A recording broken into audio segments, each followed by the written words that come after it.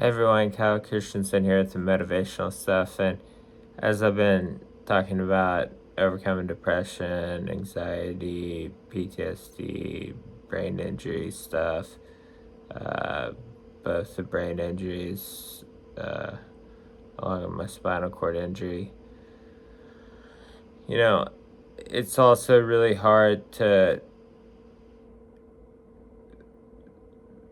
really to be seen as out of therapy when you're out of therapy sometimes, and it's really hard for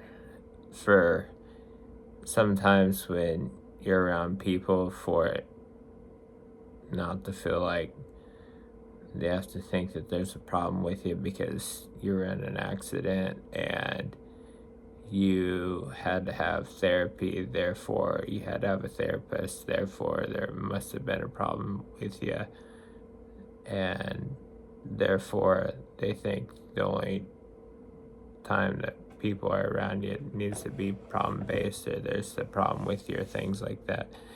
That's a thing that I battled. That's a obnoxious battle. I mean, uh, that's one that me and my mom discuss, and she tells me happens to be a lot of that happens to be a lot of my mental unwanted thoughts, things like that, which I agree that's probably a lot of unwanted thoughts, as well as it's a lot of my brain injuries. I mean, giving me thoughts I don't want to have, and unwanted thoughts, and causing me to have delusions and things like that, which, I'm really thankful to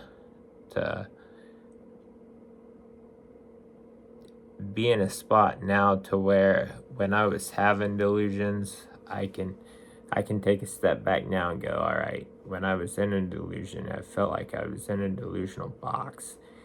And I mean now, like when I fight a delusion off, like still, like I'll still battle them off, like they're not all warded off or anything. Like I'll still battle them off, but it's still, like it's like when you're being dragged inside the box, it's like you have to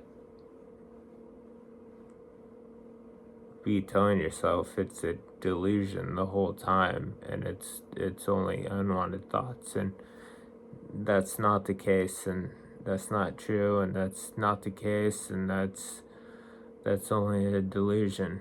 And that gets really hard sometimes, especially when you are full on believing the delusions and they become set in concrete in your heart, and that really takes a lot of hard mental work to get them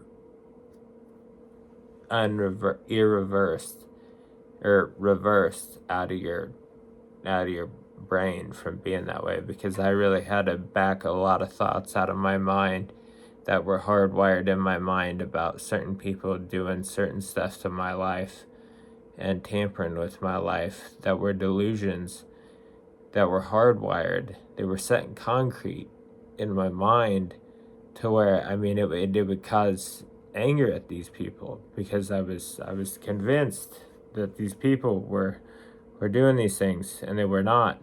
They were not. It was a delusion. They were not. But it was. I was convinced they were doing these things, and they were not.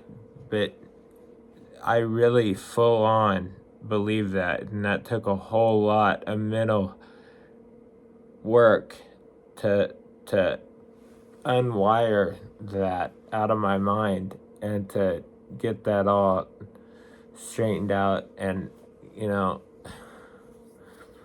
huge thanks to the last counselor had, that Elizabeth, but a huge thanks to Ibogaine. Huge thanks to Ibogaine. Huge thanks to the Ibogaine process. There's a lot of people that are skeptical about hallucinogenics. Really, honestly, I was too. Really, honestly, I was extremely. I was against it at first. When it first got brought up, I was no, no, instantly, like, no. I didn't even contemplate it. No, no, no. And then contemplated it a little bit more and still said no.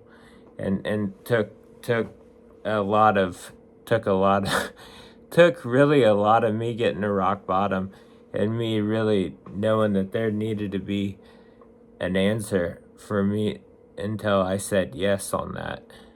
And when I said yes on that, then I went and started listening to a lot of a lot of a lot of which my mom had me listening to, and along with the Ibogaine team that had me end up going to Tijuana, Mexico, and getting the treatment, which they happen to be great, but had me listening to a bunch of people who were special forces who went to the AMBO clinic and all went through that, and what it did for their brain injuries and what it did for their PTSD and all that. And I figured if it could heal their PTSD, it could certainly heal mine. But I really